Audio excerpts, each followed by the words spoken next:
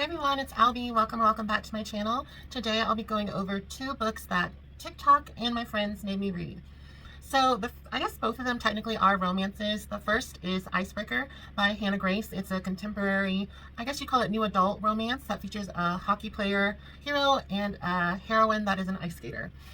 And the second book that I'll be discussing is one that is very well known. It's A Court of Thorns and Roses by Sarah J. Maas. It's the first in the, I guess you call it ACOTAR series, and I'll share my thoughts with both of these.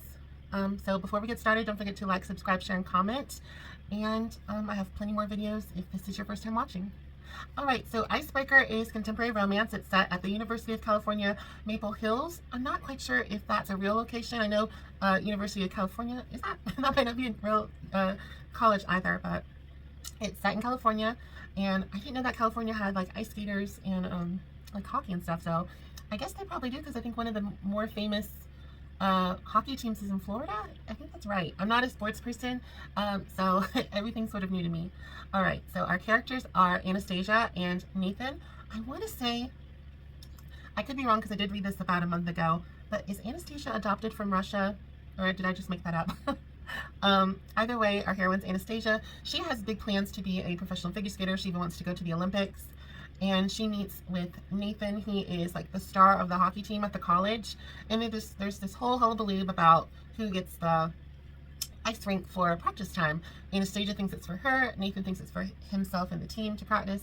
So there's like mayhem and foolishness that involves that. So it starts off sort of as an enemies to lovers, but honestly, not really. But that's basically for most enemies to lovers, unless it's like a mafia romance. Some other tropes I noticed with this work are that it's F-boy to soulmate sort of thing, and it's friends with benefits to love, and I put spicy YA or NA, so new adult, young adult. And overall, I'll say my rating right now. I give it 4 stars, 4 out of 5. It was an interesting romance. So a lot of people I know either loved it or didn't love it, and I think a 4 is almost like in between. Like, I didn't absolutely love it. It was really good, but it wasn't like life-changing. But I'll go into some things about that. So overall, really good story. I enjoyed it.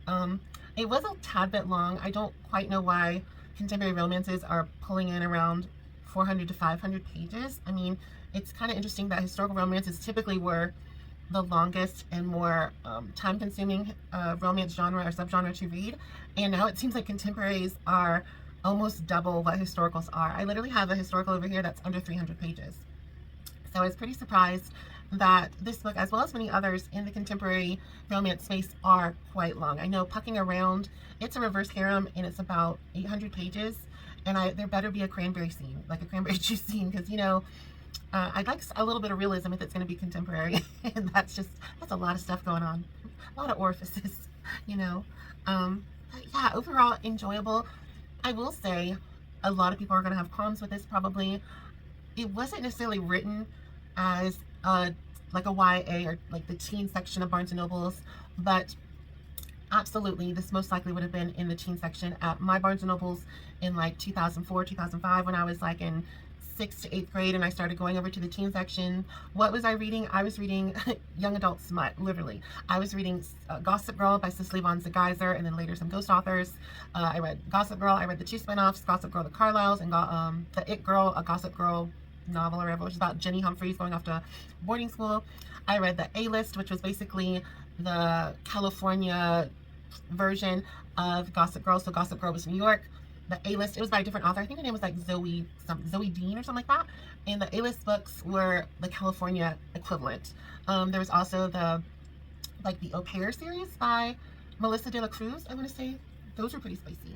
And honestly, this would have been a spicy young adult romance. I mean, yes, they're in college, but to me, it just felt like I was reading a Gossip Girl book in 7th grade, and it was like people having sex, and they had protection over, but they didn't care. They were fabulous and having fun, you know. And that's essentially what this book was. It was romantic, don't get me wrong. I know Brandy, I think in her review she called it hookup culture, which, yeah, it definitely was hookup culture. I don't find that, because these characters would be Gen Z. I'm technically like a Zennial, so I'm like the grandmother of Gen Z or something like that. But I don't find them to be so hook-uppy as millennials and zennials were. At least that's what it was what I thought I was like taught in a way, because like with Gossip Girl and A-List and like all the teen shows of the early to mid to late 2000s that I was watching, you know, the OC, Smallville, um, Girls Next Door, you know, well, those weren't teenagers, but you know what I mean. A lot more, seemed like a lot more promiscuity in the millennial, zennial culture rather than Gen Z. I don't quite know. You know, I have a side part today because I don't want to give false pretenses on my age.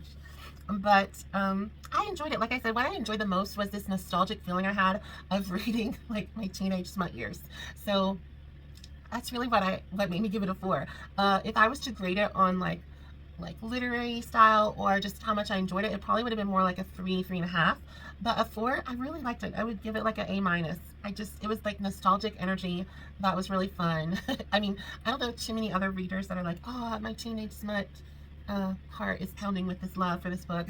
But it was enjoyable. So I was surprised. I think a lot of my friends were surprised that I would like it so much, but it was just really, it moved me in a nostalgic way. I don't know if that's because I watched like those like Erin Miller's, and is that her name? There's a bunch of like TikTok creators, and they make like people that are like were like teenagers and middle schoolers or even elementary, I guess, and had older siblings, but like making fun of and looking at trends and fashion styles and what did we do back in the 2000s. And it's just, it reminded me of that time period in my life, which wasn't a great time because I was at home reading my smutty teen angst books instead of doing fun things with friends. But I enjoyed it, and this is what I enjoy now. So overall, 4 stars.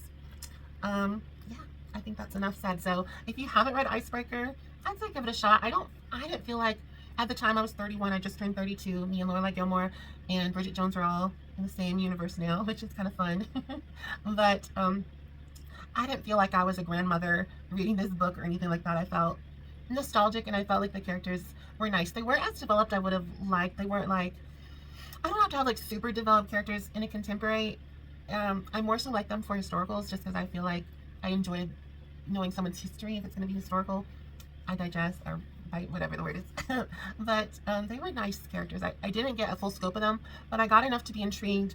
I got enough not to mind when they were schlapping with one another.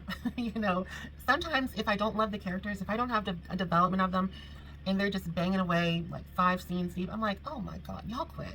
Like, I get so annoyed and PO'd with them for canoodling so much, because like, I don't even know y'all. Y'all are like committing a crime against my eyes right now. You know. But yeah, I always ramble, so if you're new to my channel, I gotta work on rambling Rose. All right, and the next book is A Court of, I think it's Thorns and Roses. In my notes I just put court. So I actually started off, because this book was pretty long as well. I think it was about the same length as Icebreaker, which is a romantasy, building a world, and it's a contemporary romance. You know, I'll let that sit in. So here's some notes I have. These might have spoilers. Freya kills Wolf over dough. Freya likes to F Isaac. He's engaged. Nesta likes Tomas. His dad is a beater. Blonde wolf thing, a life for a life. I think that's the, is that Lucian? No, that's Tamlin. I didn't write enough notes for this. I feel so bad. Prythian is the land. Faye can't lie. I'm hoping they can F. Andrus was Grey Wolf, so that was the wolf that Freya unalives.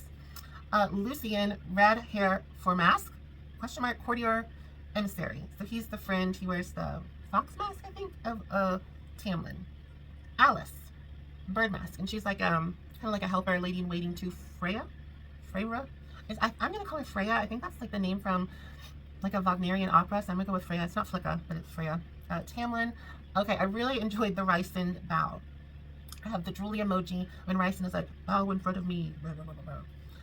Chapter 27 had some spice. So those were my notes for A Court of Thorns and Roses. I give it a 3. It was enjoyable.